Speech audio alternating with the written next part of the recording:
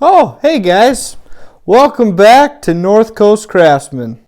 As many of you know, this is a channel all about wood and the many things you can do with it.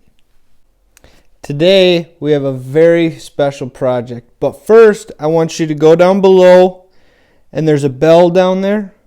It says subscribe. Click that button.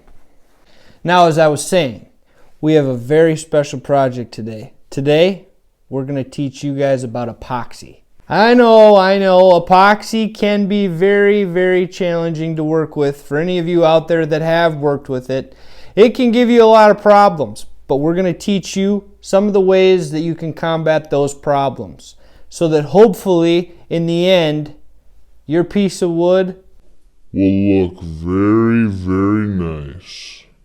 So take a seat, relax, and let's get epoxy in.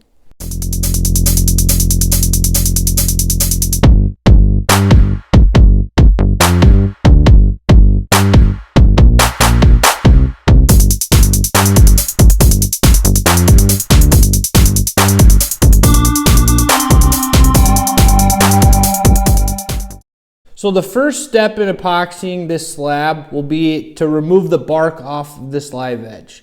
Now the reason you want to do that is a couple things. The first reason being, if there's bark on there, it's going to trap in moisture. We don't want to trap moisture in this slab. It can cause mold, it can cause warp, it can cause all kinds of different issues, so it's best to get this bark off. The second reason you want to get the bark off is because it kind of flakes off anyways. We don't want this to flake because that's just going to kind of have a tendency to flake the epoxy off. We don't want that. So there's a couple of different ways to do this. Now on our slab, the bark fell off when it was in the kiln. So we don't actually have any bark to take off. What we do have to take off is just kind of some of the leftover stuff that didn't fall off in the kiln. We're going to use this and then we're going to follow it up with 220 grit on the orbital sander. It'll make the epoxy really adhere to it well, rather than if it was just like this.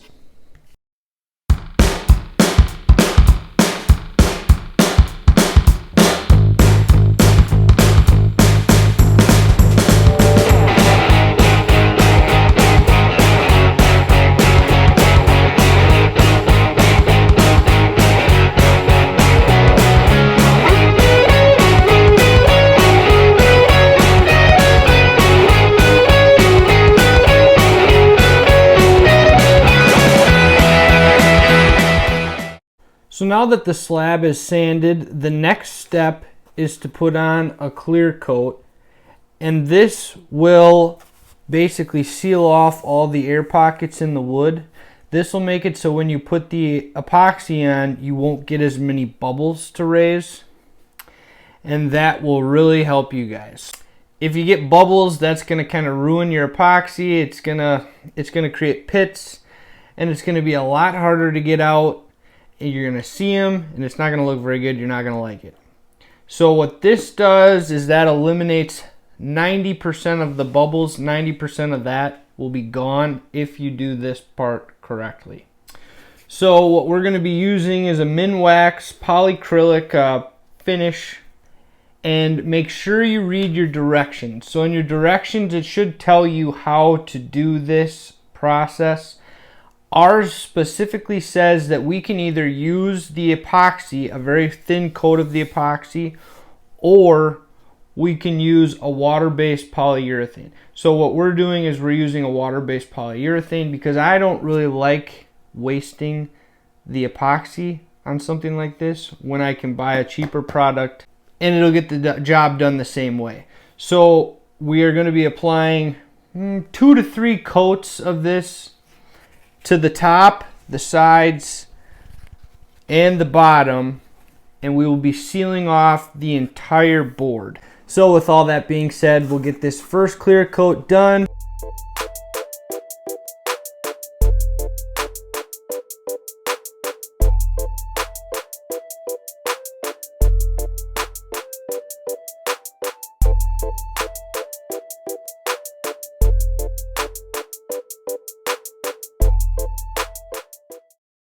Well guys, we're back after the first coat is dried. The nice thing about using that polyacrylic instead of the epoxy is it's way faster. It's only about an hour and a half after we put that last coat on, and it's already dry and ready to go, where the epoxy would be like 8 to 10 hours.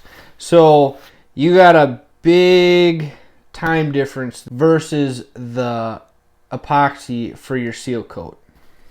So what we're going to do now is we are going to take 600 grit sandpaper, and you can use pretty much anything over 220. So I'm just going to take 600 grit, and we're going to basically just scuff the top of this board going with the grain and just kind of knock down what the polyacrylic stuff has raised up. So that's going to make that nice and smooth. We're going to knock that grain back down because when you put that polyacrylic on, the grain raises. You're going to knock that back down. You're going to knock it smooth. Once you do that, you're going to put another layer of the polyacrylic on. So guys, we have our third coat of clear coat on. So this is ready to go. You can kind of tell by, it's going to feel kind of plasticky on top. So if you get that real nice plasticky coat, that real finished coat on top, you know that it's ready to go. So we've got 3 coats on, and we're ready now to put our glaze coat epoxy. So this is a 1-to-1 hardener to resin epoxy. This is for those small, thin, layered pours. So this you can only pour up to a 1/16 of an inch at a time. So this here is the epoxy that we use for all those types of pours. You can buy this on Amazon. I'll leave a link in the description. This next part is extremely important. I cannot emphasize this enough. Read your directions. Read your directions. Because if you do not read your directions, you will not have a good outcome when it comes to your top. These are extremely, extremely important.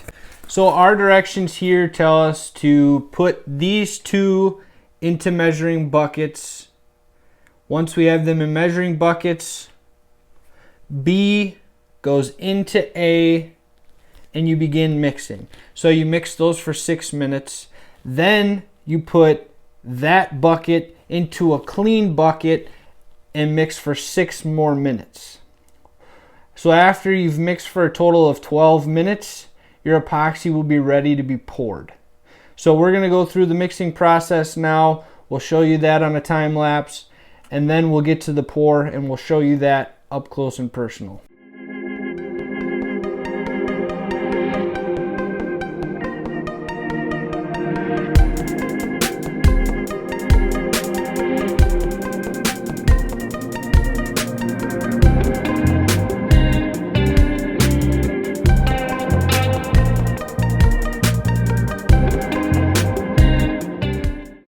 So now that we have our epoxy mixed, the next step is to pour this across the center.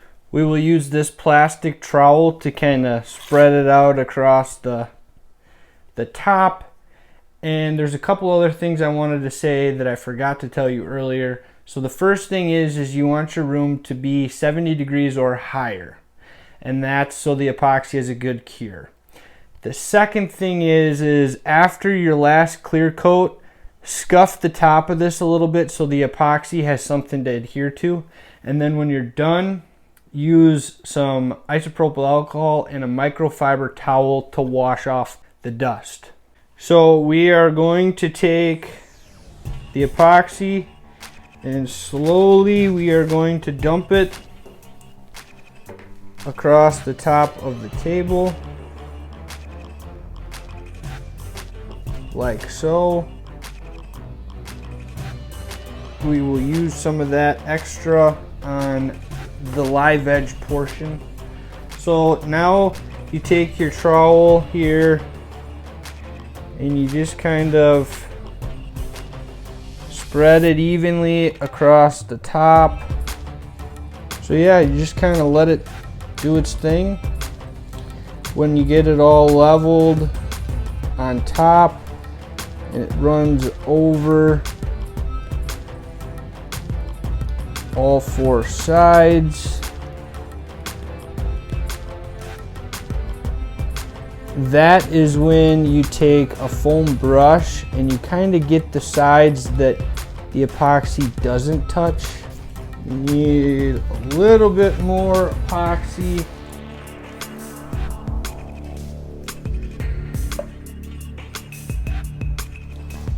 Over here. So yeah, that's pretty much how you pour. We'll have a couple other videos here. I'll show you kind of how I get the live edge part next. After that, we will pop bubbles and we'll go and we'll show you what you're kind of supposed to do with that part. And that'll pretty much be all you need to know. So guys, back here, I realize I kind of shuffled real fast through some of this stuff. So I kind of want to go back over it now that I've got a little bit more time. But I really want to focus on this live edge part here. So this is the part where I told you to take your brush and go over it with your brush. So what this is doing is just making the epoxy go into places that it doesn't want to. So you have no issue using your foam brush to do this. That's going to be the easiest way to get the epoxy in some of the places it just doesn't want to go.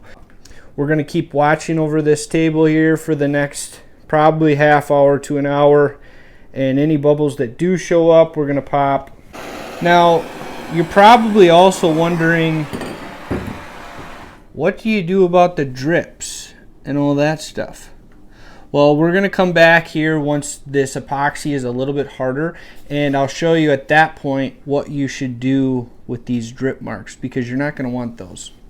So stick with us here. I'll be back once this epoxy is just a little bit drier, and I'll show you exactly how to take care of these drips. So guys, the next thing we're going to do is we're going to take our torch and we're just going to start popping all these surface bubbles.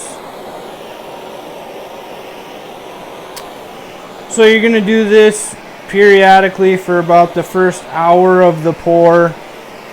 You're just going to go through every couple of minutes and pop all the bubbles on the table. Don't forget the sides. Just pop everything you see. Make sure you don't put the flame too close to the table.